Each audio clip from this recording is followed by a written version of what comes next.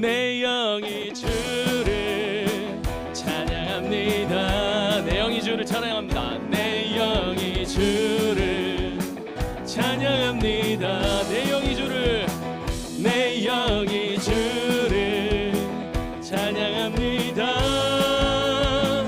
내 영이 주를 우리 처음부터 내 영이 주를 내 영이 주를 찬양합니다. 찬양합니다. 내 영이 주를 내 영이 주를 찬양합니다. 내 영이 주를 찬양합니다. 내 영이 주를 찬양합니다. 기뻐라 기뻐하라 나의 영혼아 감사하라 손을 들고 송축하라 주를 향해 외치라 기뻐라 기뻐하라 나의 영혼아 감사하라 손을 들고 송축하라 나의 영혼아 내 영이 주를 찬양합니다. 찬양합니다. 내 영이 주를 찬양합니다. 내 영이 주를 찬양합니다.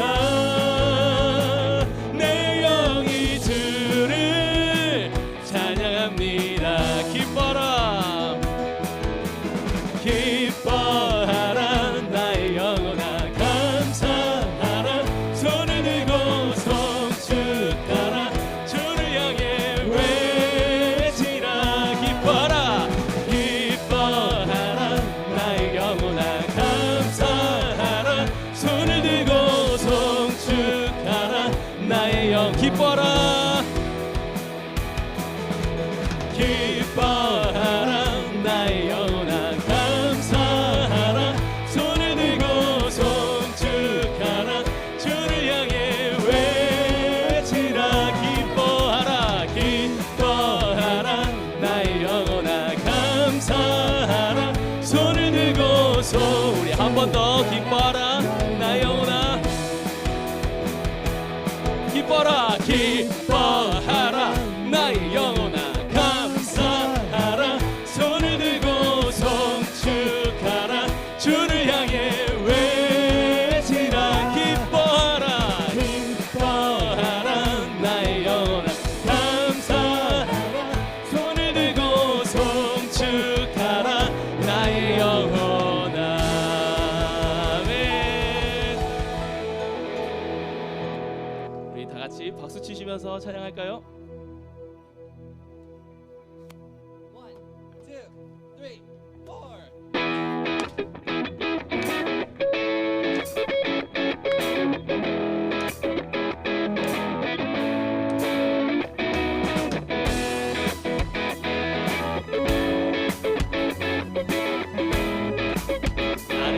주의 사랑 나를 향한 주의 사랑 산과 바다에 넘치니 내 마음 열 때 주님 나에게 참 자유 주셨네 늘 진리 속에 거하며 나의 손을 높이 들고 언제나 주님의 사랑을 박수 치시면서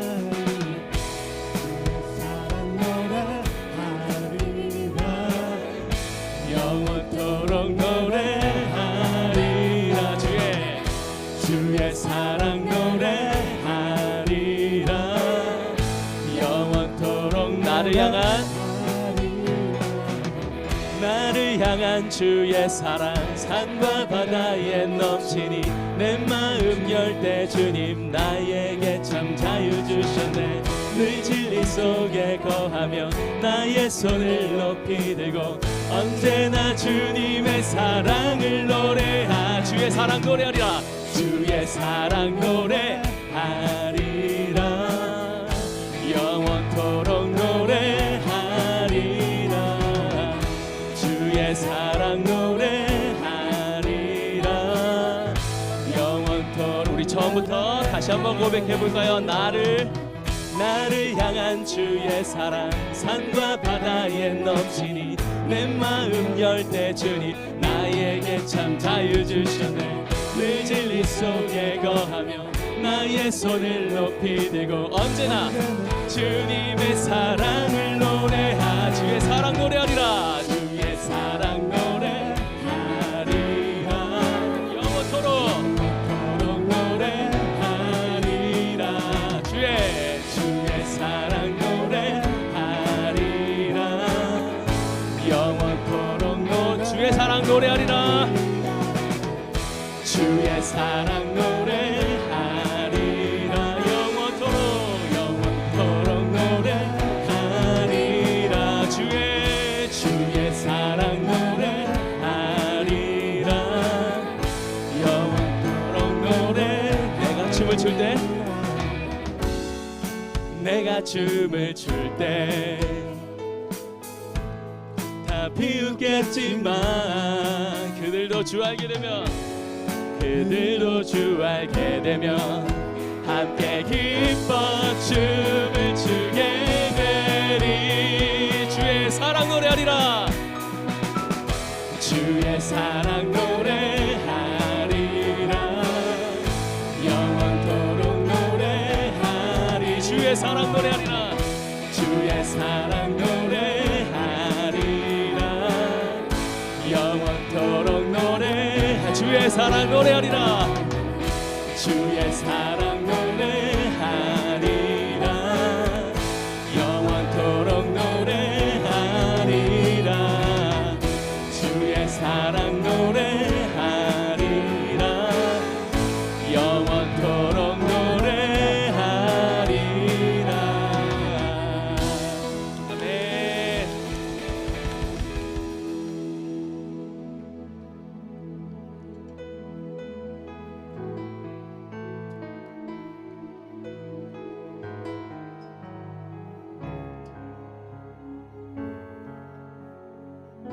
우리 성도님들 모두의 고백이 됐으면 좋겠습니다. 나의 소망 되신 주, 나의 소망 되신 주, 주를 바라봅니다.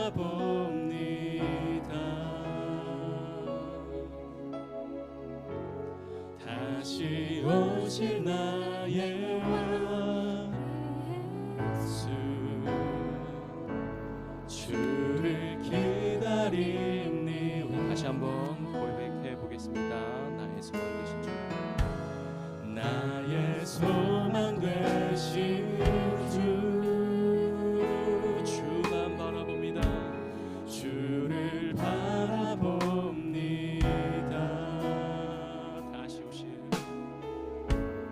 다시 오신 나의 왕 예수, 주를 기다립니다.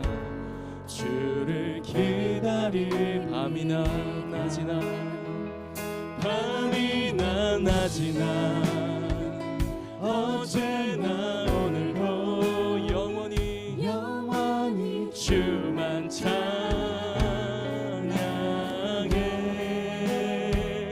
괴롭고 슬플 때 낭망하여 넘어져도 언제나 주만 찬양하겠네.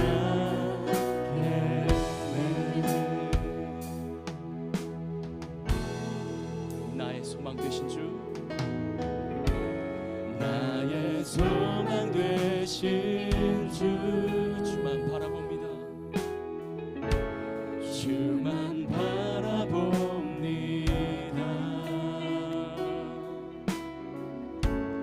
다시 오실 나의 왕 예수. 우리 다시 한번 고백해 보도록 하겠습니다. 나의 소망 되신 주, 나의 소망 되신 주, 주만 바라봅니다.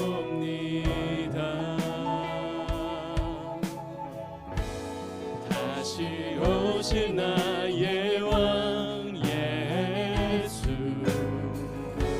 주를 기다립니다.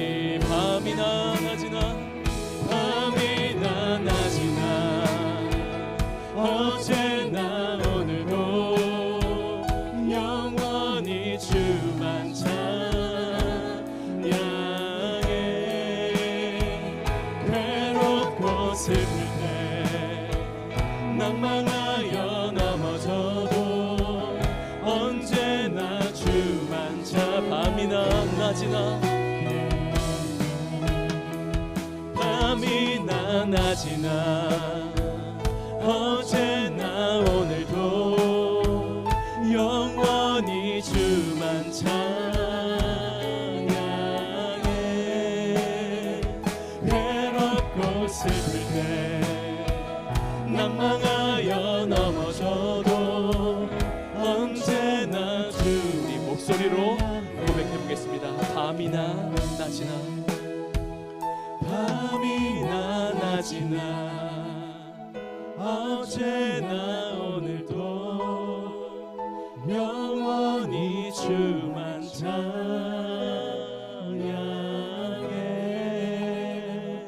괴롭고 슬플 때 낭망하여 넘어져도 우리 한 번 더 다시 고백해 보겠습니다. 밤이나 낮이나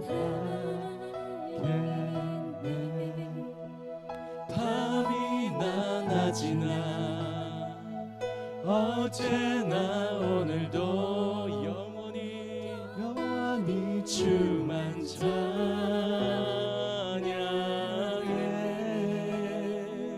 괴롭고 슬플 때 낭망하여 넘어져도 언제나 주만 찬양하겠네.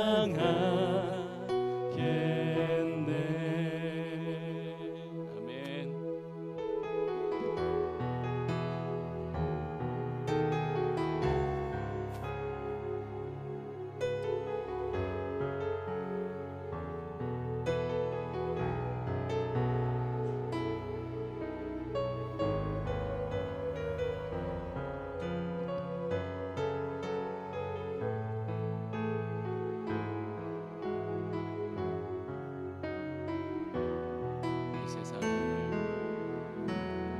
이 세상을 살아가는 동안에 나의 힘을 의지할 수 없으니 기도하고 낙심하지 말 것은 주께서 참 소망이 되심이라. 주의 길을 걸어가는 동안에 세상의 것 의지할 수 없으니 감사하고 낙심하지 말 것은 주께서 참 기쁨이 되심이라.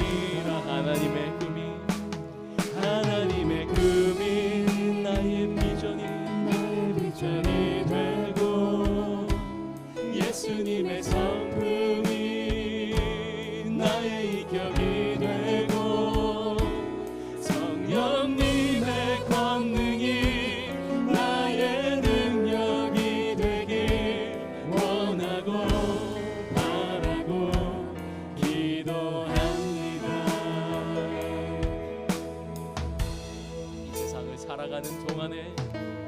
이 세상을 살아가는 동안에 나의 힘을 의지할 수 없으니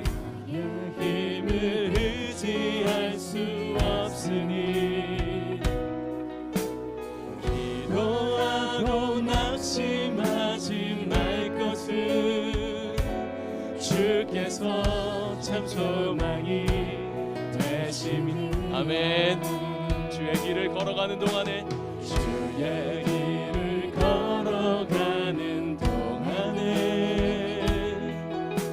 세상의 것 의지할 수 없으니 감사하고 낙심하지 말 것은 주께서 참 기쁨이 되심이라. 하나님의 꿈이 나의 비전이 되고 예수님의 성품이 나의 인격이 되고 성령님의 권능이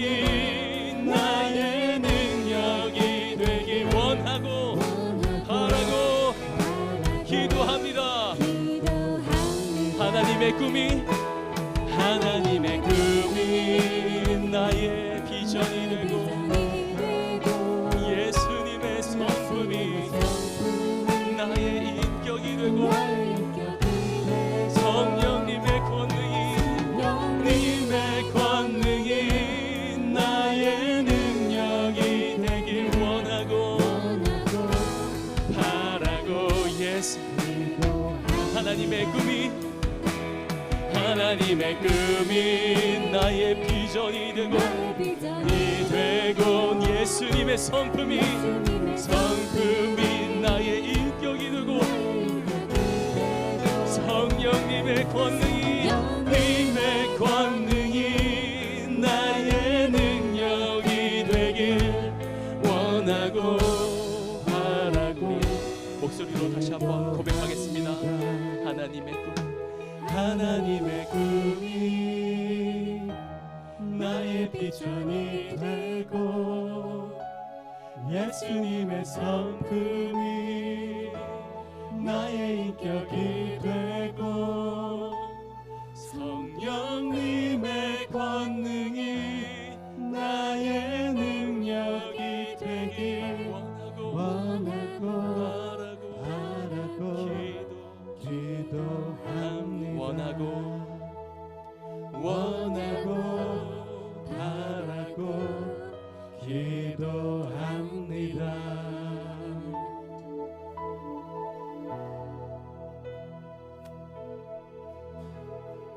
내 주 같은 분은 없네.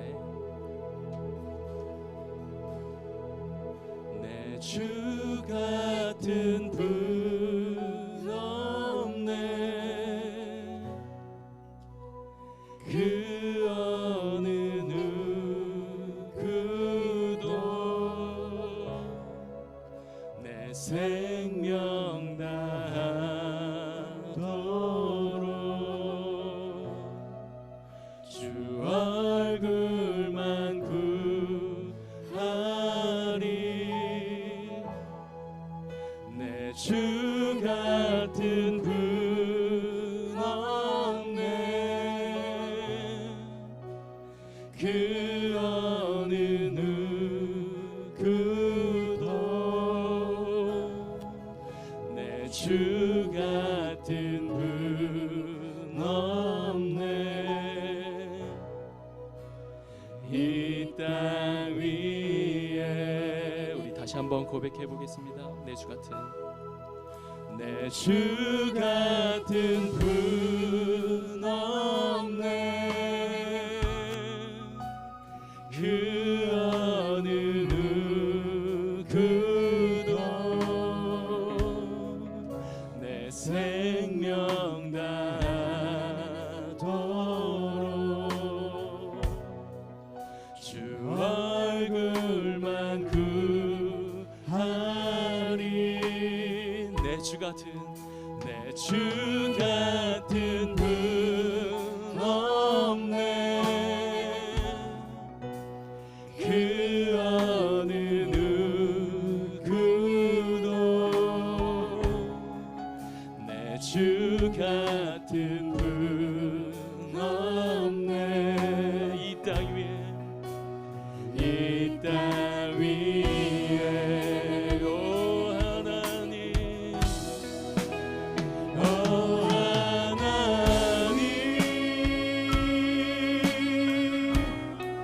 주 나의 모든 것 내 주 같은 분 없네. 이 땅 위에 오 하나님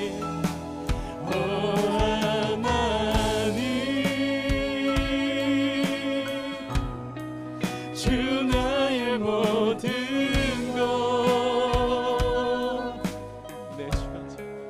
내 주 같은 분 없네. 이 땅 위에 우리 처음부터 다시 한번 고백해 보겠습니다. 내 주 같은 분 없네.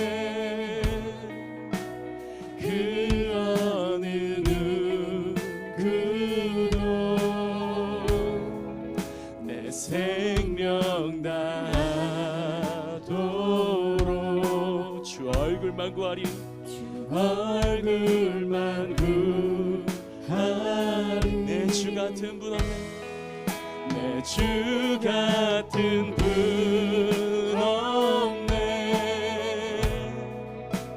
그 어느 누구도 내 주 같은 분 없네 주 같은 분 없네 이 땅 위에 이 땅 위에 오 하나님 오 하나님 주 나의 모든 것 내 주 같은 분 없네 이 땅 위에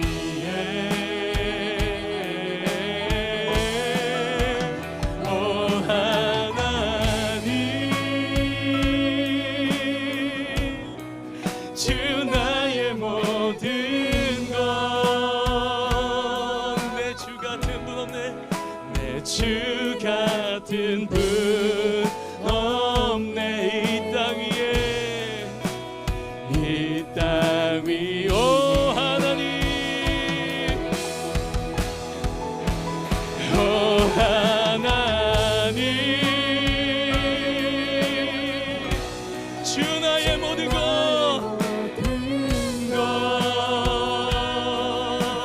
내 주 같은 분 없네 같은 분 없네 이 땅 위에 이 땅 위에 오 하나님 오 하나님 주 나의 모든 것 나의 모든 것 내 주 같은 분 없네 주 같은 분 없네 이 땅 위에 이 땅 위에 오 하나님 오 하나님 주 나의 모든 것 주 나의 모든 것 내 주 같은 분 없네 주 같은 분 없네 이 땅 위에 이 땅 위에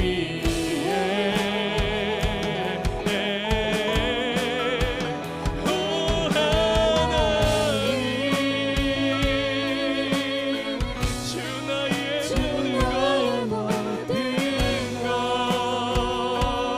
내 주 같은 분 주 같은 분 없네 우리 시간 다 같이 무릎 꿇고 우리 하나님께 나아가길 원합니다 우리에게 베푸신 그 은혜와 사랑이 우리가 다시 한 번만 생각하면 알 수 있습니다 하나님이 베풀어 주신 그 은혜가 우리에게 얼마나 큰지요 우리에게 주신 그 사랑과 감사한 일들밖에 없습니다 우리가 고백할 것은 우리 하나님께 주신 그 은혜 나를 선택하여서 나를 정말 멸망의 길에서 건져내신 그 은혜 하나만으로도 충만합니다 우리 시간 다 같이 하나님께 나아가며 기도하길 원합니다 다 같이 주여 삼창하시겠습니다 하나 둘 셋 주여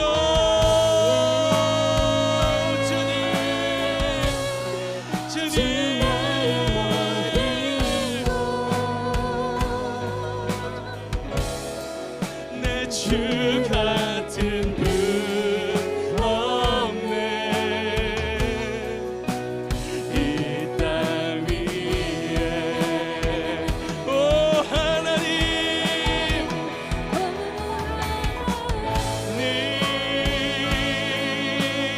주 나의 모든 것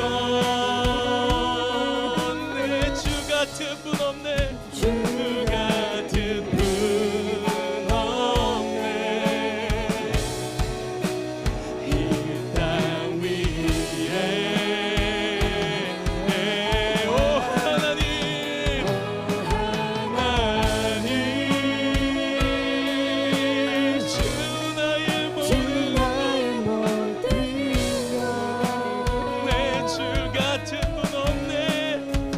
주 같은 분 없네. 이 땅 위에 이 땅 위에 오 하나님 오 하나님 주 나의 모든 것 내 주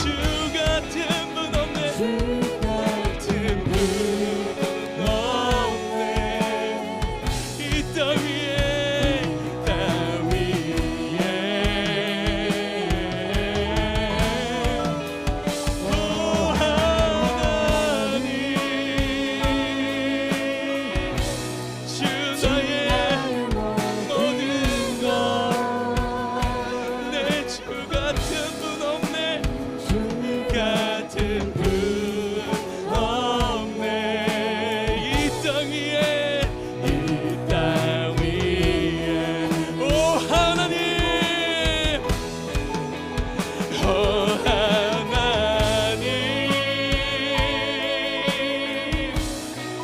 주 나의 모든 것 내 주 같은 분 없네. 이 땅 위에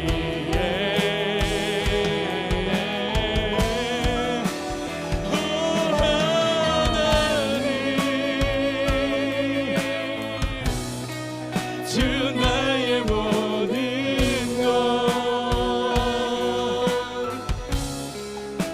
주 같은 분 없네. 이 땅 위에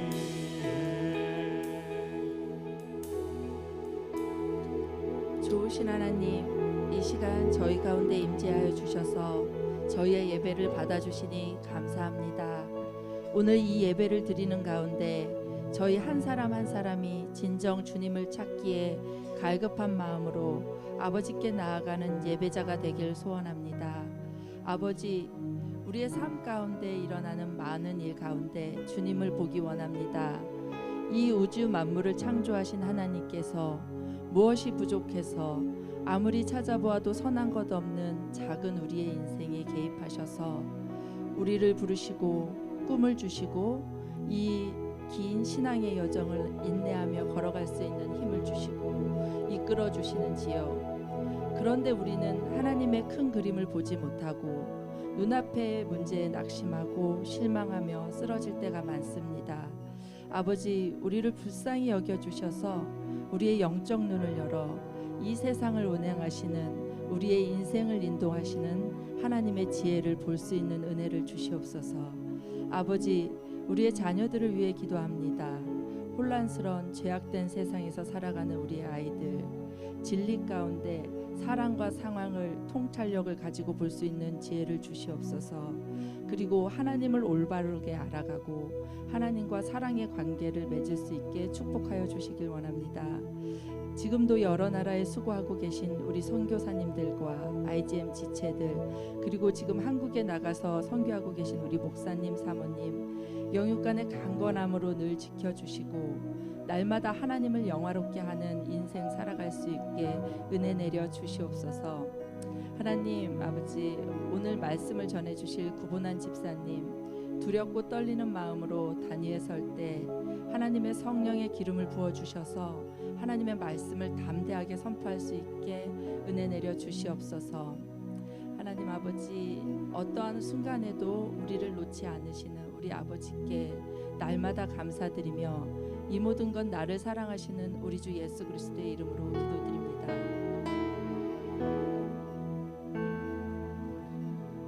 할렐루야. 우리같이 사도신경을 암송함으로 우리의 신앙을 고백하겠습니다. 준비 시작. 전능하사 천지를 만드신 하나님 아버지를 내가 믿사오며 그 외아들 우리 주 예수 그리스도를 믿사오니 이는 성령으로 잉태하사 동정녀 마리아에게 나시고 본디오 빌라도에게 고난을 받으사 십자가에 못 박혀 죽으시고 장사한 지 사흘 만에 죽은 자 가운데서 다시 살아나시며 하늘에 오르사 전능하신 하나님 우편에 앉아 계시다가 저리로서 산자와 죽은 자를 심판하러 오시리라. 성령을 믿사오며 거룩한 공회와 성도가 서로 교통하는 것과 죄를 사하여 주시는 것과 몸이 다시 사는 것과 영원히 사는 것을 믿사옵나이다. 아멘.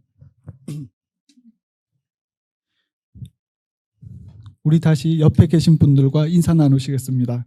안녕하십니까 하고 인사 나누시겠습니다.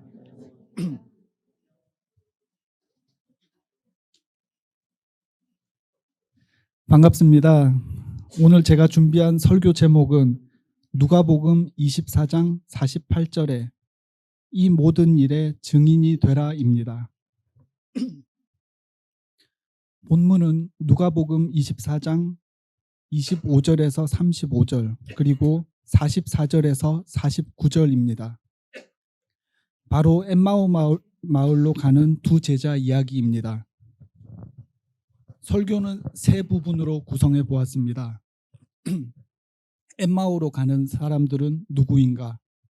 둘째로 은혜란 무엇인가? 셋째로 은혜는 어떻게 받을 수 있나? 이렇게 세 가지로 구성해 보았습니다. 먼저 본문 말씀을 읽어 주시겠습니다. 가라사대 미련하고 선지자들의 말한 모든 것을 마음에 더디 믿는 자들이여, 그리스도가 이런 고난을 받고 자기의 영광에 들어가야 할 것이 아니냐 하시고, 이에 모세와 및 모든 선지자의 글로 시작하여 모든 성경에 쓴 바 자기에 관한 것을 자세히 설명하시니라.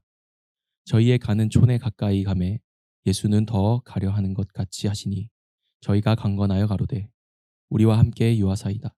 때가 저물어 가고 날이 이미 기울었나이다 하니, 이에 저희와 함께 유하러 들어가시니라. 저희와 함께 음식을 잡수실 때에 떡을 가지사 축사하시고 떼어 저희에게 주시매, 저희 눈이 밝아져 그인 줄 알아보더니 예수는 저희에게 보이지 아니하시는지라. 저희가 서로 말하되 길에서 우리에게 말씀하시고 우리에게 성경을 풀어주실 때에 우리 속에서 마음이 뜨겁지 아니하더냐 하고, 곧 그 시로 일어나 예루살렘에 돌아가 보니 11 사도와 및 그와 함께한 자들이 모여 있어 말하기를, 주께서 과연 살아나시고 시몬에게 나타나셨다 하는지라. 두 사람도 길에서 된 일과 예수께서 떡을 떼심으로 자기들에게 알려지신 것을 말하더라.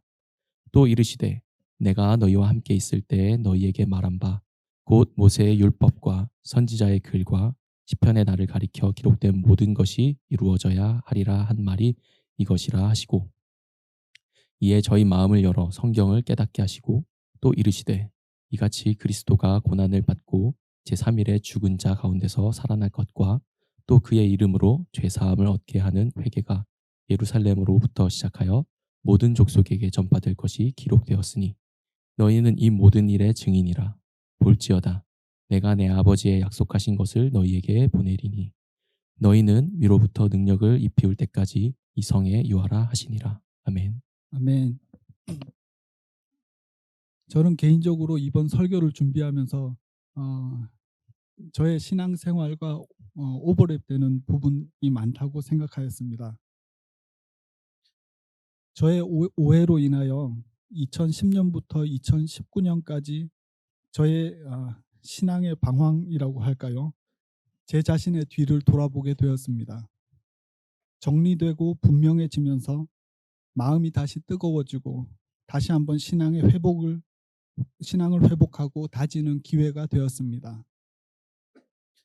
부족하고 부끄러운 저의 이야기이지만 저를 사용하셔서 하나님께서 여러분들에게도 많은 은혜를 부어주시길 간절히 기도드립니다.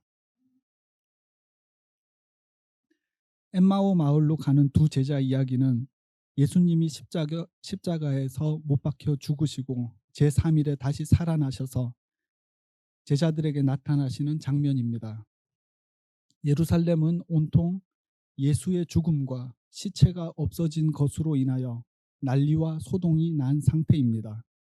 예루살렘에 사는 사람은 모르는 사람이 아무도 없는 사건이 일어난 것입니다. 예루살렘에서 엠마오로 가는 길은 걸어서 3시간 정도 걸리는 길입니다.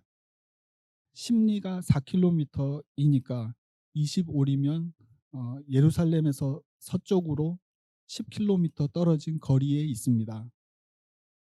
구글 맵에 설치해 보니 현재 우리가 있는 이 교회 건물에서 얼바인 스펙트럼 센터까지의 거리라고 나옵니다.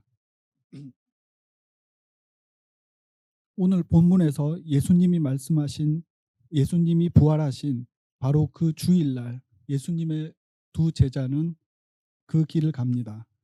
70인 제자 중 한 명의 이름은 글로바입니다. 그리고 다른 한 사람의 이름은 모릅니다. 이 제자들은 왜 엠마오로 갈까요? 그것도 부활하신 주일날 썬데이의 말입니다. 왜냐하면 이날 아침에 예수님이 부활하셨다는 소식을 들었기 때문입니다. 바로 부활하신 예수님의 시체를 찾는 성전 경찰과 로마 군인들의 검속을 피해서 도망가는 사람들입니다. 대체 우리 중에서 엠마오로 가는 사람은 누구일까요? 첫째로 엠마오로 가는 사람은 예수님을 따라다니다가 실망한 사람들입니다. 그들은 70인 제자로 예수님을 3년간 따라다녔다가 십자가의 죽음에 크게 실망한 사람들입니다. 21절을 보시겠습니다.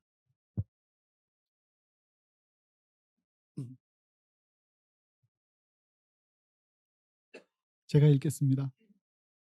우리는 이 사람이 이스라엘을 속량할 자라고 바랐노라.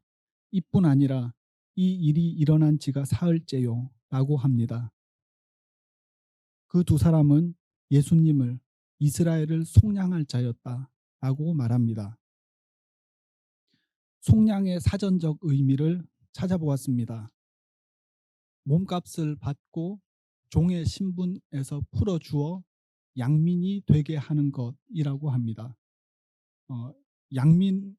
양민을 또 찾아보니 봐야 되겠습니다. 대표적으로 선량한 백성 혹은 신분적으로 조선시대의 농민이나 상공인들을 가리킨다고 합니다.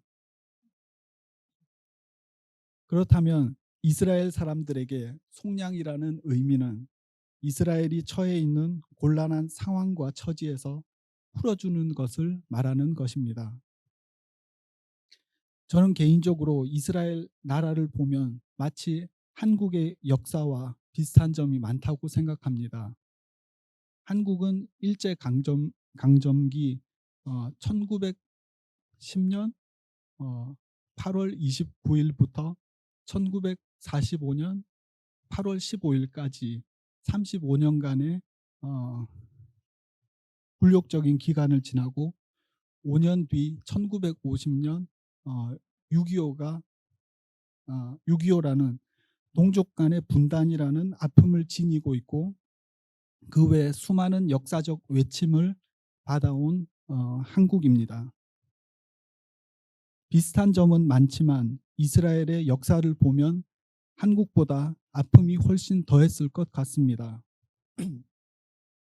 폼페이우스 장군에 의해 BC 63년부터 예루살렘과 그 주변을 정복당하고 티투스 장군에 의해 AD 70년 예루살렘 멸망 이후 나라 없이 약 2000년간 전 국민이 디아스포라로 뿔뿔이 흩어져 산 것과 바벨론 포로 때로부터 친다면 약 2500년간 거의 나라가 제대로 세워지지 못하고 서름과 멸시를 당하고 산 민족입니다.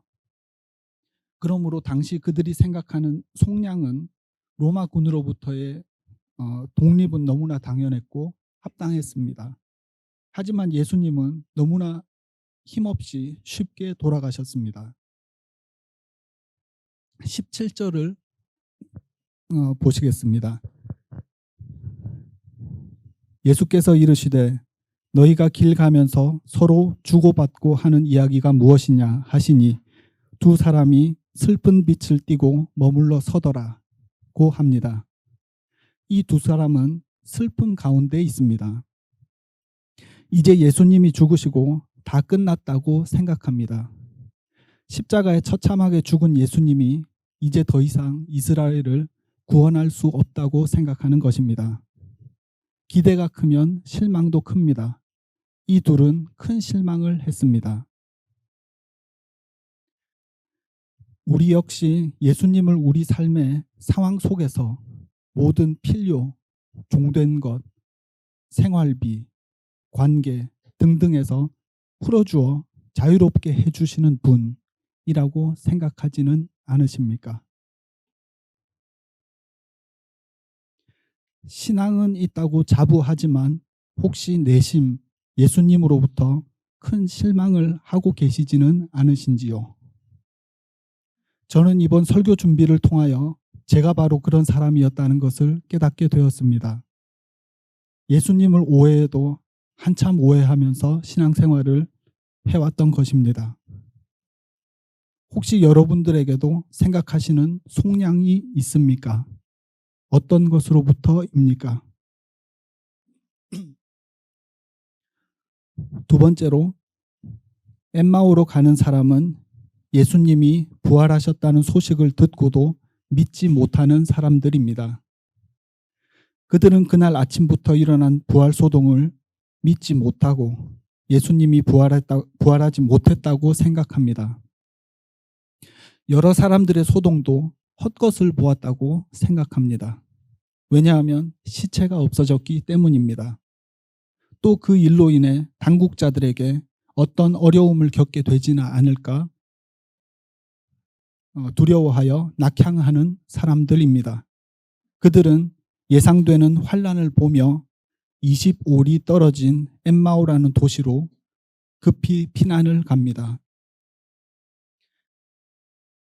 십자가에 마치 걸레를 걸어 놓은 듯 처참하게 죽은 모습을 내 눈으로 똑똑히 보았고 저항 한번 하지 않고 도살장으로 끌려가는 잠잠한 양처럼 죽은 지 3일이나 지났는데 무슨 능력이 있어서 다시 살아난단 말인가 하고 생각했을 것 같습니다.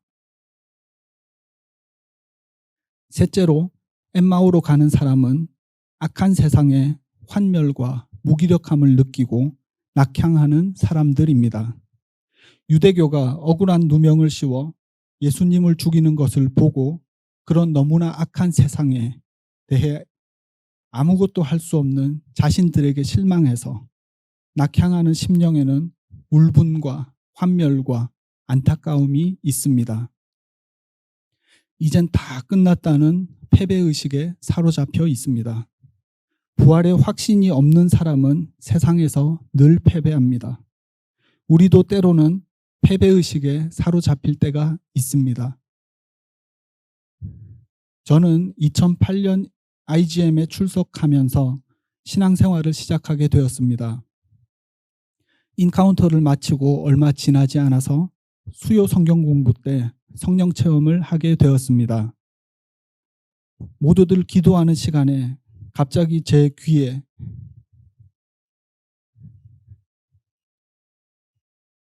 죄송합니다. 꺼졌습니다.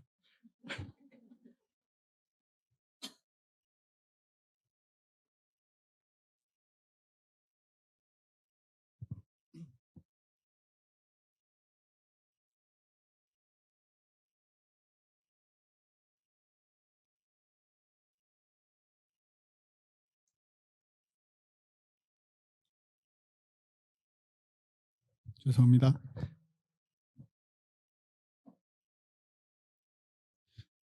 갑자기 제 귀에 누가 나는 사랑이다라고 누가 말을 하는 겁니다.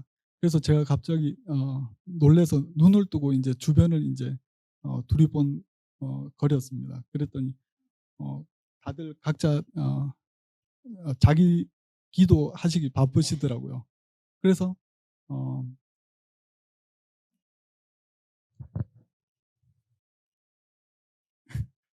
아직도 떨리네요.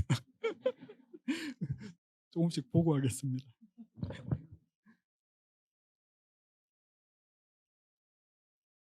그래서 다시 기도를 하는데 한 곳으로 몰입되는 것을 느꼈습니다. 제가 꼭 다시 어머니의 자궁 속에 들어가 있는 느낌을 받았습니다. 사랑받고 있다는 어떤 뜨거운 느낌이 제 주변을 둘러쌌던 경험을 한 적이 있었습니다. 그 일이 있은 후 얼마 뒤에 알고 보니 요한 1서 4장 8절 말씀에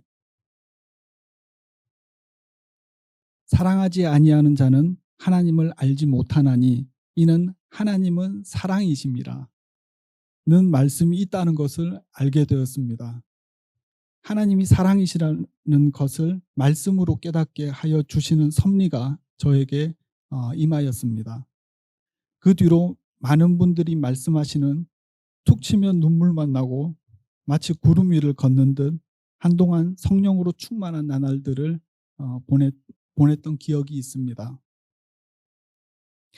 이번 설교를 준비하면서 저의 만기된 여권을 찾아보게 되었습니다. 저는 2010년 3월 9일 처음으로 선교 여행을 시작으로 다음해 2011년 10월 18일까지 거의 1년 7개월 만에 저의 비전 주립까지 포함하여 총 7번의 선교 여행을 다녀왔었습니다. 정말 힘에 지나도록 자원하여 이 은혜와 성도 섬기는 일에 참여하였던 것 같습니다. 여러분들도 잘 아시다시피 선교 여행을 한 번 가면 팀 멤버비 2,500불, 직장에서 돈 못 버는 것, 또 고정적으로 나가는 페임은 세 가지로 비용을 계산할 수 있을 것입니다. 그때 제가 스시 만드는 일을 시작한 지 얼마 되지 않아서 버는 수입이 달에 2,200불이었으면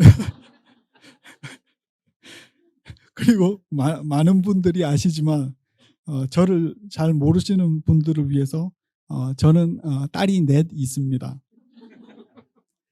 막내딸이 2009년생입니다. 그러니까 막내딸이 한 살이 채 안 됐고 다른 아이들이 많이 어렸을 때부터 시작해서 제 아내도 정말 열심히 신앙생활을 한 것 같습니다. 그런 와중에도 그맘때 전도도 제일 많이 했었던 것 같습니다. 일주일에 쌀 한 포씩 없어진다고 했던 기억이 납니다. 요즘은 사이즈가 줄어서 20파운드짜리, 15파운드짜리도 나오지만 그때는 25파운드짜리가 한 포씩 들어갔던 것 같습니다. 집에 팔 수 있는 것들은 다 팔고 나중에 제가 타고 다니던 차까지 다 팔아서 자전거를 한 1년 정도 타고 다녔던 적이 있습니다. 그런데 신기한 일이 하나 있습니다. 그때 제가 얼바인 우드베리에 살았었거든요. 그리고 일은 터스틴 디스트릭이라고 그 극장도 있고 코스코도 있는 그 쇼핑몰에서 그 일을 했는데 이번에 또 구글 맵을 또 이를 쳐보니까 딱 25리 10km 딱 6.2마일 그렇게 나오는 거예요. 그리고 참 신기하다 그런 그때 기억이 나더라고요. 차를 팔고 하루 이틀은 보람에 차서 찬양도 부르고 성경도 들으면서 자전거를 타고 다녔습니다. 참고로 편도가 1시간 조금 안 걸렸던 것 같습니다. 점점 시간이 갈수록 내가 왜 차를 팔았지? 내가 잠시 정신이 나갔지? 아니야. 주님 차를 한 대 주십시오. 다시 또 기도를 하다가 힘들어서 잠시 자전거를 세워 쉬기도 했습니다. 나중에는 예수님의 기브앤테이크가 끊어졌다고 생각하면서 예수님께 실망하고 예수님의 부활을 믿지 못하고 내가 헛것을 봐왔다고 하면서 꿈도 포기가 되고 그냥 나는 힘도 한번 제대로 못 써보고 패배자로 살아가는구나 라고 생각하면서 지금 웃으면서 이렇게 얘기하지만 그때는 속으로 썩어 들어가는 신앙생활이 한 5, 6년 정도 흘렀던 것 같습니다. 그러던 중간에 하루는 주일날 오후 예배가 끝나고 저희 집 그라지 앞에서 저희 아이들을 데리고 자전거 타는 법을 가르쳐 주었습니다. 그때 저희 셋째 딸 예모 차례였었는데요. 이제 제가 자전거 뒤에 이렇게 안장을 잡으면서요, 같이 이제 뛰어가면서 조종은 그 셋째 딸 예모가 하고요. 그러면서 이제 예모가 아빠 잡고 있어. 그래 걱정하지 마. 아빠 잡고 있어. 뛰고 있어. 이제 하면서 이렇게 같이 이렇게 한동안 이렇게 뛰어다니고 균형 잡는 걸 이렇게 가르쳐 줬는데요. 이제 조금 뛰다 보니까는 이제 힘도 좀 들고 또 혼자 탈 수 있겠더라고요. 그래가지고 이제 제가 이제 났거든요. 그랬더니 예모가 아빠 잡고 있어. 봐, 예모 너 혼자 지금 타는 거야. 지금 너 혼자 탈 수 있어. 이제 하는데 예모가 좀 겁이 많아가지고요. 이제 갑자기 당황하면서 이제 하면서 앞에 쓰레기통을 꽉 박는 거예요.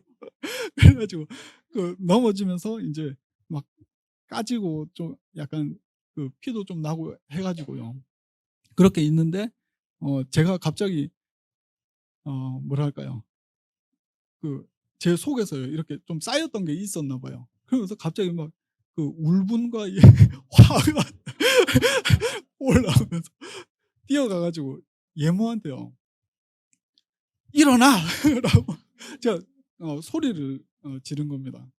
그러면서 제가 왜 지금 화를 내고 예모한테 화풀이를 하는지 막 이런 갑자기 제 감정이나 이런 제 상황이 이렇게 정리가 잘 안 되면서 좀 너무 힘들다 이런 생각이 들었던 것 같습니다. 그러면서 그때는 미안하다는 말도 못 하고 막 화도 좀 씩씩 나 있는 상태에서 그날 저녁 때인가 그 다음 날인가 이렇게 예모에게 사과했던 기억이 납니다. 예모야 미안.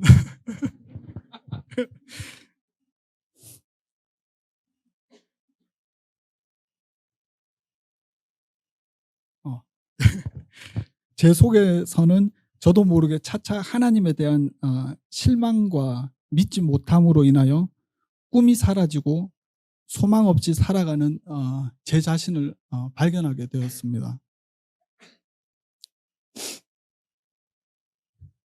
그리고 또 예모 자전거 사건 이전에 1910년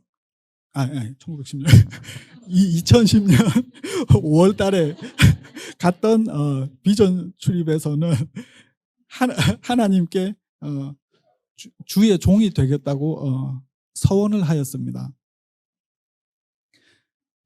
하지만 하나님은 저에게 그때 말씀하셨던 게 지금 너가 가지고 있는 바로 그 마음으로 네가 하고 싶은 것을 하라고 말씀해 주셨습니다.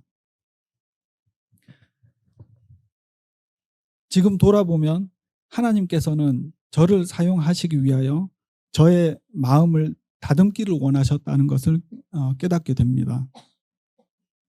저는 돈 잘 버는 장로님을 연상하였습니다.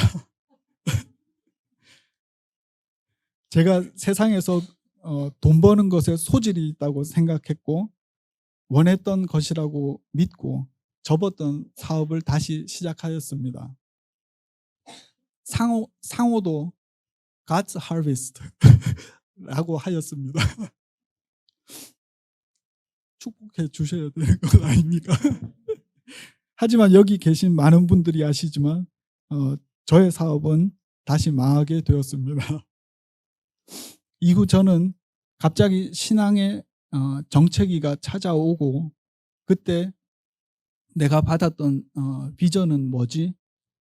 내가 들었던 음성은 헛것인가 하는 생각과 이후에는 영적 침체기가 서서히 찾아왔던 것 같습니다. 차차 시간이 지나면서 이게 뭔가를 되뇌이며 내가 내 욕심대로 잘못 살았나? 진짜 신앙생활 열심히 했는데 주님 너무하십니다. 이제는 어떻게 해야 할지 말씀해 주세요 라고 기도했습니다.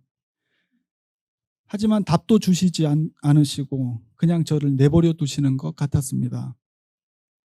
저는 크나큰 실망과 절망 후 주 7일 내내 일만 하면서 9개월 정도 돈만 벌며 하나님을 떠나 살은 적이 있었습니다. 그래도 겨우 영적으로 연명하면서 이유를 알지 못하고 근근히 신앙생활을 이어나갔습니다. 완전 번아웃된 채로 살았습니다. 저 역시 엠마오 마을로 가는 두 제자들처럼 헛것을 보았다고 치부하며 내 살 길 찾아야지 라고 생각하며 회색빛의 나날들을 지냈습니다. 그 길은 내려가는 길이며 실망의 길이며 영적 침체의 길이었습니다. 누가는 예루살렘을 구원의 중심지로 생각합니다. 구원 사역의 중심인 예루살렘을 떠난다는 것은 그 제자들에게 있는 패배의식을 상징합니다. 사랑하는 여러분, 저와 엠마오로 가는 두 제자와 같은 사람들은 은혜를 받아야 합니다. 그러면 은혜란 무엇인가요? 은혜란 마음이 뜨거워지는 것입니다. 우리 같이 32절을 보시겠습니다. 그들이 서로 말하되 길에서 우리에게 말씀하시고 우리에게 성경을 풀어주실 때에 우리 속에서 마음이 뜨겁지 아니하더냐라고 합니다. 은혜란 마음이 뜨거워지는 것입니다. 이 둘은 넌지시 다가와 일행에 합류한 예수님의 설명을 들으며 그들 속에서 마음이 뜨거워졌다고 고백합니다. 예수님께서는 창세기부터 말라기까지 구약의 예수님과 관계된 모든 말씀들을 풀어주셨습니다. 창세기 3장 15절을 한번 보시겠습니다. 창세기 3장 15절은 원시복음이라고 합니다. 내가 너로 여자와 원수가 되게 하고 내 후손도 여자의 후손과 원수가 되게 하리니 여자의 후손은 내 머리를 상하게 할 것이요 너는 그의 발꿈치를 상하게 할 것이니라 하시고 아멘. 여자의 후손은 예수님을 예표하며 예수님께서 뱀의 머리를 부수신다고 하시면서 사단을 멸하실 것을 설명해 주십니다. 또 이사야서의 4개의 설번송, 종의 노래라고 합니다. 바로 구약의 핵심입니다. 42장, 49장, 50장, 52장과 53장을 묶어서 이렇게 총 4개의 설번송이 있습니다. 그중 하나 52장의 시작 부분만 찾아보겠습니다. 두 제자들과 함께 계신 부활 직후의 예수님보다 700년 전에 이사야가 예언한 말씀입니다. 고난받고 부활하신 예수님에 대한 예언입니다. 보라, 내 종이 형통하리니 받들어 높이 들려서 지극히 존귀하게 되리라. 전에는 그의 모양이 타인보다 상하였고 그의 모습이 사람들보다 상하였으므로 많은 사람이 그에 대하여 놀랐거니와 그가 나라들을 놀라게 할 것이며 왕들은 그로 말미암아 그들의 입을 봉하리니 이는 그들이 아직 그들에게 전파되지 아니한 것을 볼 것이요 아직 듣지 못한 것을 깨달을 것임이라. 아멘. 예수님께서는 제자들에게 말씀하십니다. 이게 바로 나다 라고요. 유대인들이 갖고 있던 편견을 깨트리는 것입니다. 메시아는 십자가에서 죽어야 한다 는 핵심 메시지를 설명해 주십니다. 이것이 바로 고난받는 종의 노래입니다. 그랬더니 이 두 제자들은 깨닫기 시작했습니다. 와, 그럼 예수님이 진짜였네 라고 하는 것입니다. 이것이 중요한 것입니다. 말씀을 성령님이 오셔서 깨닫게 해주셔야 은혜를 받을 수 있는 것입니다. 우리가 성경을 읽고 깨달을 때 우리 마음이 뜨거워집니다. 성경이 깨달아지면 모든 의심이 사라지고 예수님을 주로 믿는 뜨거운 마음이 생깁니다. 그래서 10km 다시 돌아가자라고 말하게 됩니다. 그래서 성령님의 해석이 꼭 필요한 것입니다. 우리는 전적 타락이라고 했습니다. 그렇기 때문에 우리는 깨달을 수가 없습니다. 성령님께서 해석해 주지 않으신다면 우리는 성경을 마치 문학책 보듯이 시나 역사책이나 신화나 소설책 보듯이 읽어내지 못하는 것입니다. 저는 예수님을 오해했었다고 말씀드렸습니다. 하나님의 은혜로 믿음은 얻고 신앙생활은 시작되었지만 하나님 중심의 신본주의가 아닌 인간 중심의 인본주의적으로 하나님을 해석하고 내가복음으로 내 중심적으로 하나님을 섬기고 은혜 받기 시작하였습니다. 아까 전에 말씀드렸듯이 예를 들어 기브앤테이크였습니다. 내가 이 정도 하나님을 위하여 헌신했는데 하나님이 다 채워주시고 해결해 주실 거야 라는 생각이었습니다. 물론 하나님께서 채워주시고 해결해 주신 부분도 분명히 있었습니다. 하지만 C.S. 루이스가 말했듯이 첨예한 순간에 모든 것이 드러난다고 했듯이 저의 신앙의 중심이 잘못 맞추어져 있었다는 것을 깨닫게 되었습니다. 패배자로 완전히 영적 침체의 기간을 한 5, 6년 정도 지났던 것 같습니다. 제 마음의 답답함은 더욱 커져갔습니다. 점점 더 인생을 모르겠고 하나님도 모르겠고 어떻게 살아야 하는지 그 와중에 성령님의 인도하심으로 제 자신의 죄인됨은 더욱 와닿고 변화되지 않는 저의 모습에 함몰되어 가는 시점이었습니다. 그러던 와중에 2018년 연말 모임에서 목사님께서 공부하고 싶은 사람은 제가 지금 다니고 있는 신학교 그레이스 미션 유니버시티를 추천하셨습니다. 학부 과정은 정부 지원을 받아서 공짜로 다닐 수도 있다고 하셨습니다. 처음에는 내가 주 6일을 아침 10시부터 밤 10시까지 일하는 사람인데 어떻게 학교를 다녀? 라고 생각했습니다. 하지만 하나님께서 어떤 몰아가심이라고 할까요? 저의 마음에 있는 너무 답답함이 제 속에서 싸우고 있는 제 자신을 이겼습니다.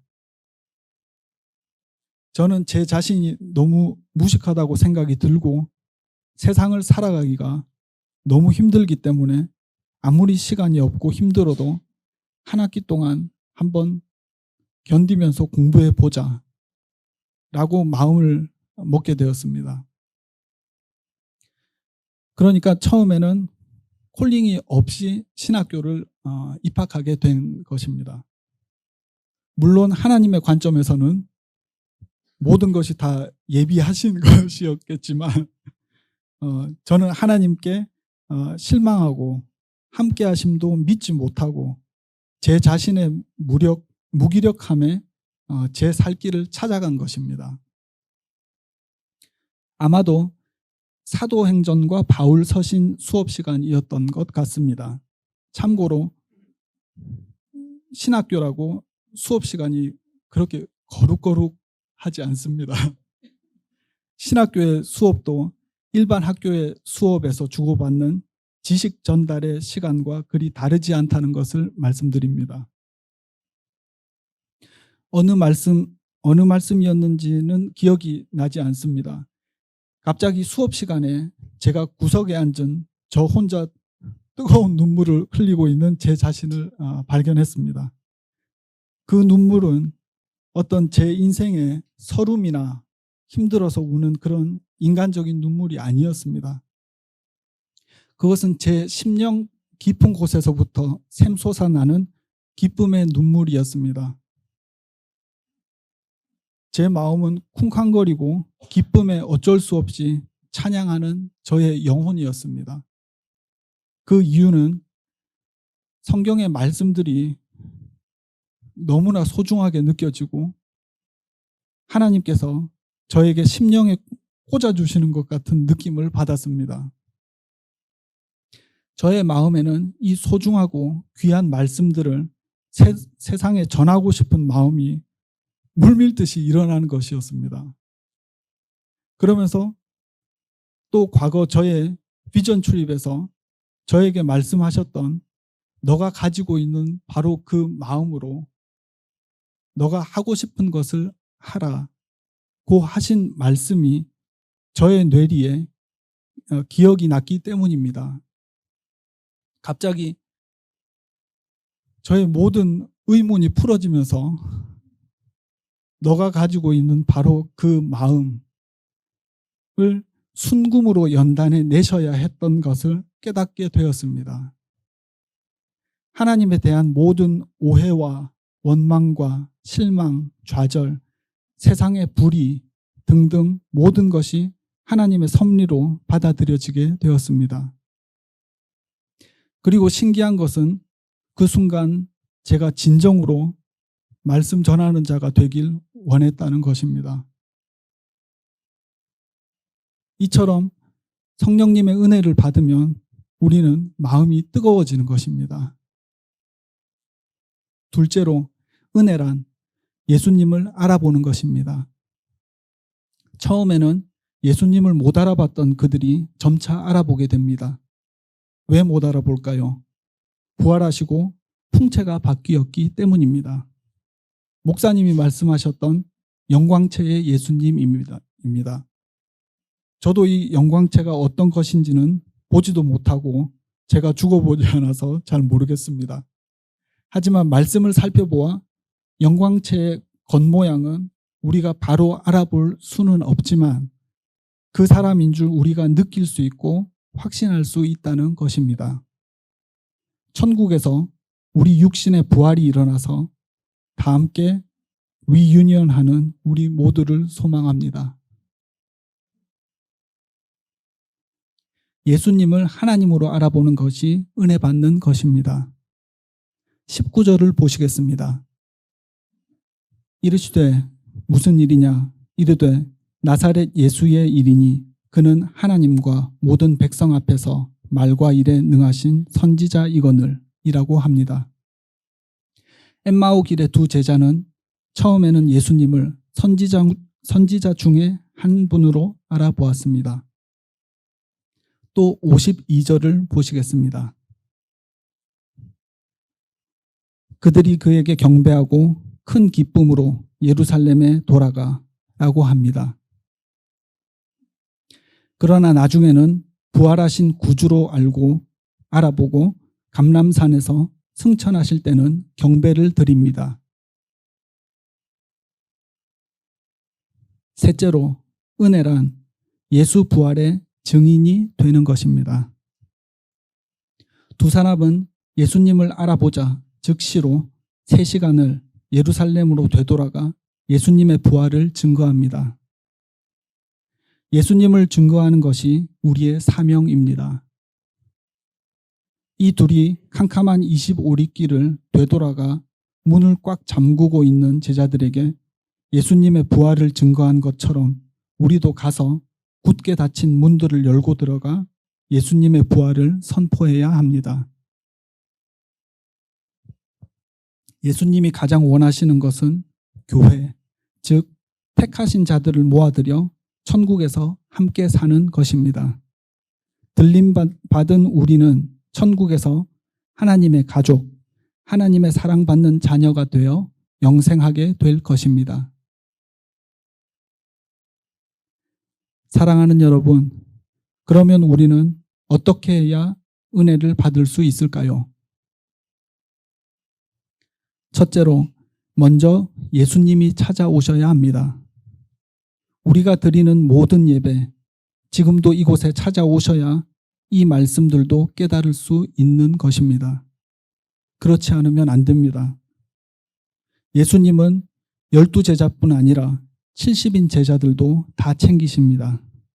나아가 그 지체된 우리 한 사람 한 사람을 면밀히 살피시다가 우리가 낙심할 때 찾아오십니다. 우리 주님은 낙심하고 하양하는 그 두 제자를 절대로 그냥 두지 않으셨습니다. 마찬가지로 예수님의 관심은 항상 저와 여러분들에게 있습니다. 우리가 낙심할 때 예수님은 반드시 찾아오셔서 위로하십니다. 그리고 내가 깨달을 때까지 충분한 시간을 함께 하십니다. 낙심한 우리에게 예수님이 찾아오시도록 기도해야 합니다. 둘째로, 예수님이 성경을 열어주셔야 합니다.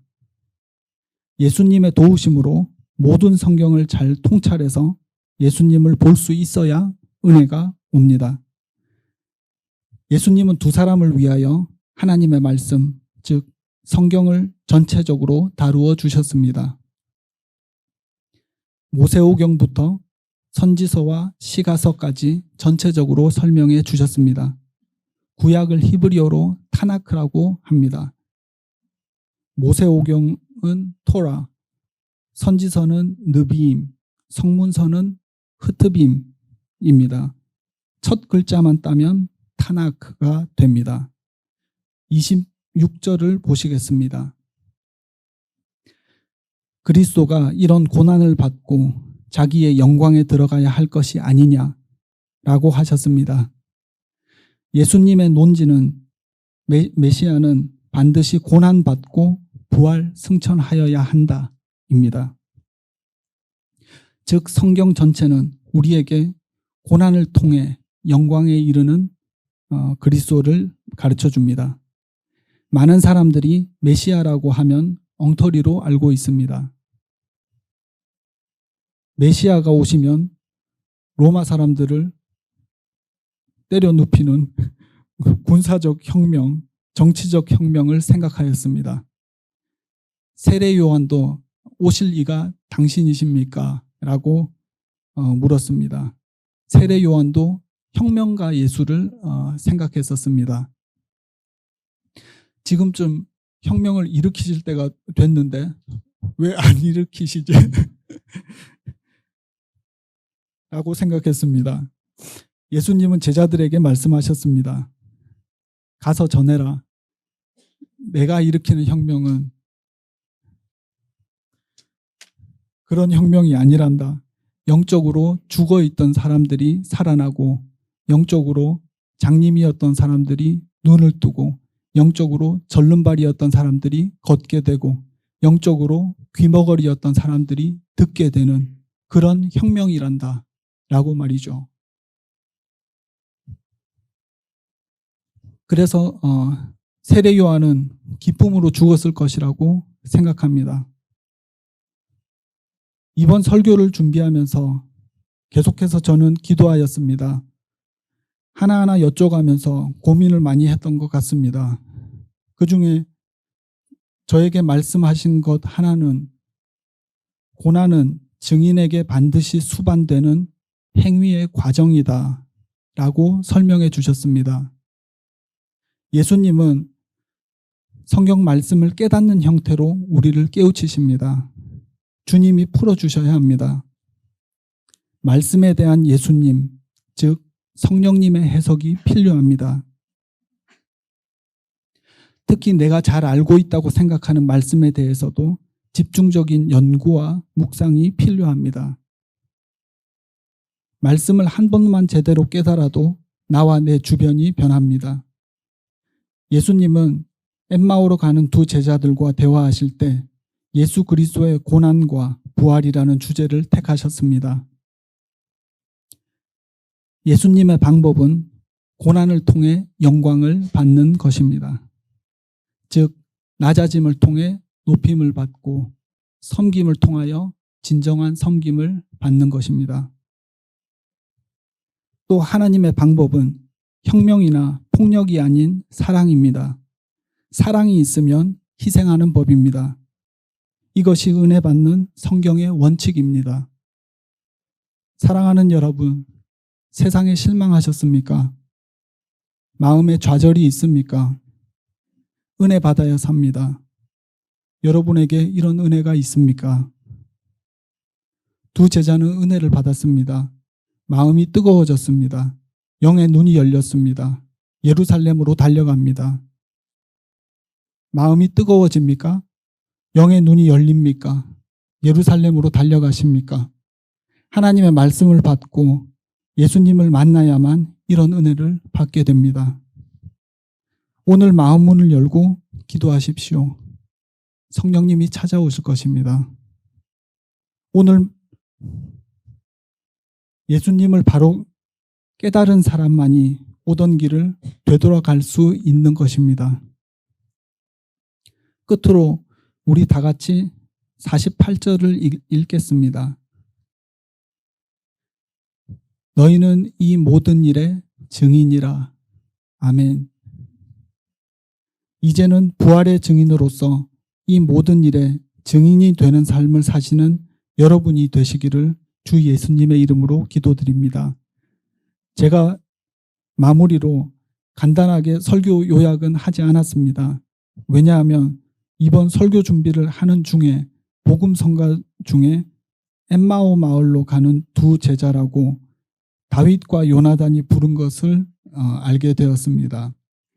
우리 교회에도 옛날에 한번 오셔서 은혜로운 성가들을 들려주셨던 기억이 납니다. 제가 오늘 설교한 내용이 잘 들어가 있다고 생각을 하였습니다. 우리 은혜로운 다윗과 요나단의 엠마오 마을로 가는 두 제자를 한번 들으시면서 우리의 신앙생활과 하나님의 은혜를 깊이 음미해 보심이 어떨까요? 영상이 끝나면 제가 다시 기도하겠습니다. 감사합니다.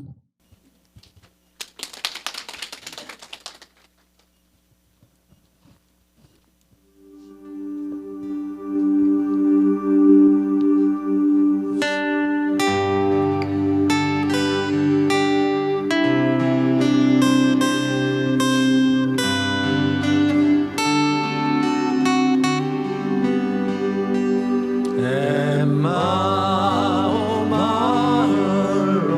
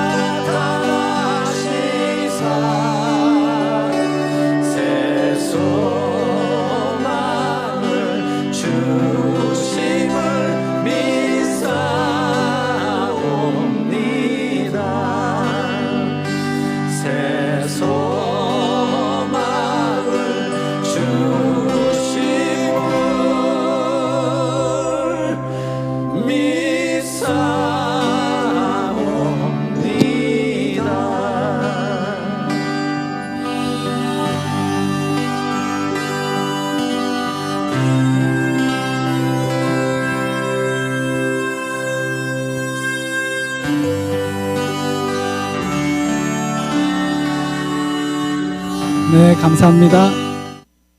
기도하시겠습니다. 사랑이 많으신 나의 아버지, 감사합니다. 오늘은 누가복음 24장에 엠마오로 가는 두 제자에게 나타나셔서 복음을 깨닫게 하신 이야기로 주님의 은혜를 나누었습니다.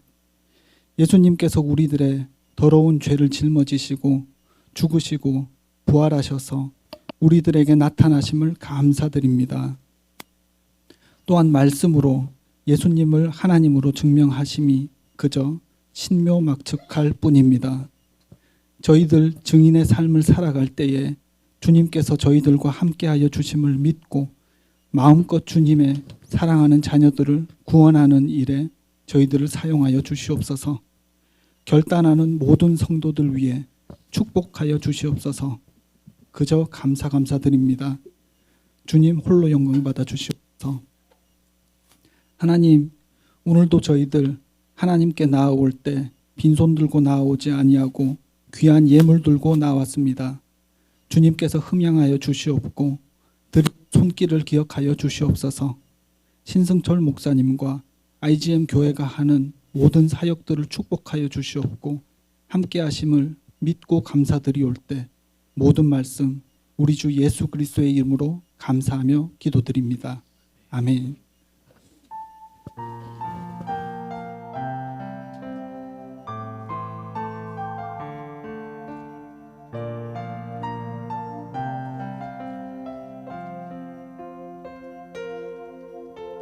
생명과 바꾼 주의 사랑을 잊지 않게 하소서. 나를 위해 흘렸던 주의 눈물 잊지 않게 하소서. 주의 긍휼과 주의 선하심, 주의 긍휼과 주의 선하심, 주의 선하심. 내가 묵상하오니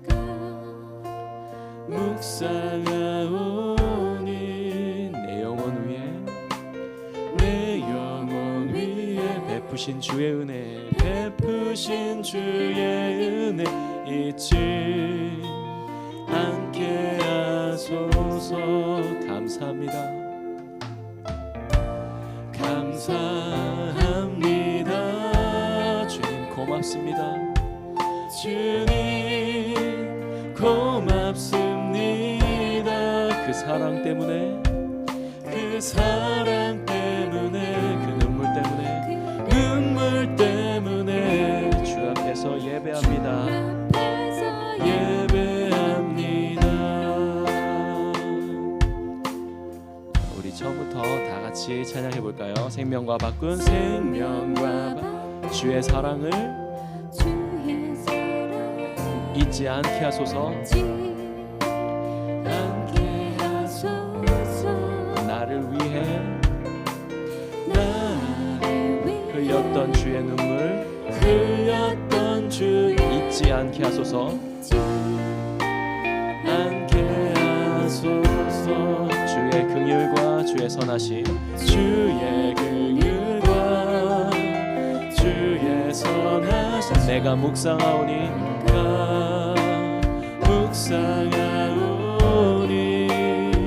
내 영혼 위에 베푸신 주의 은혜, 베푸신 주의 잊지 않게 하소서. 않게 하소서. 감사합니다. 감사합니다.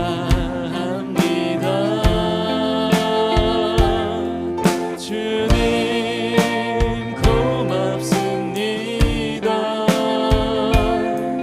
그 사랑 때문에, 그 눈물 때문에 주 앞에서 예배합니다. 감사합니다.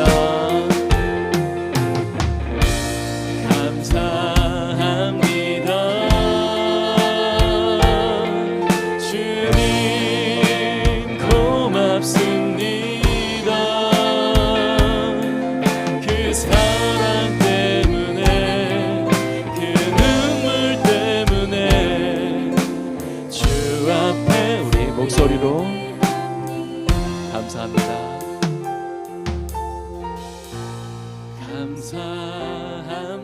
감사합니다. 주님 고맙습니다. 그 사랑 때문에 그 눈물 때문에 주 앞에서 예배합니다.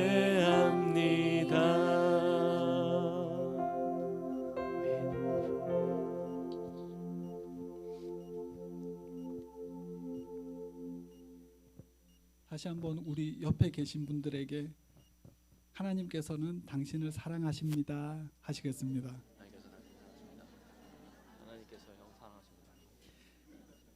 하나님의 영원까지 동행하심과 사랑하심을 믿음으로 패배자가 아닌 승리하는 신앙을 소유하시는 우리 성도 한 분 한 분 되시길 기도드립니다.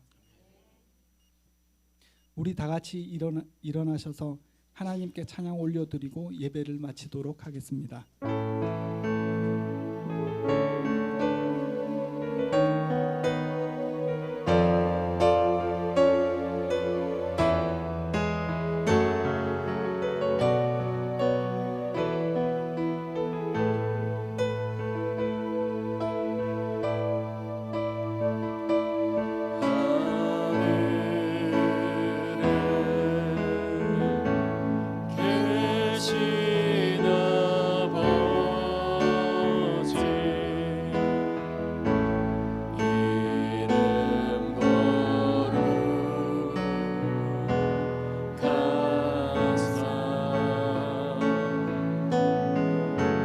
주님 나라 힘하시고 뜻이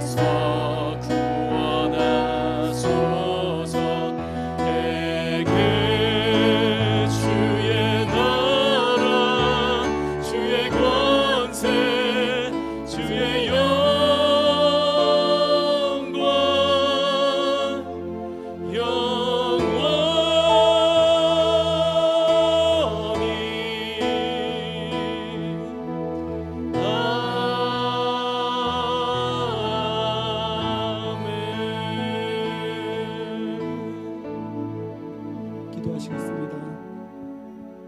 사랑이 많으신 나의 하나님 감사합니다. 독생자 예수 그리스도를 주셔서 감사합니다.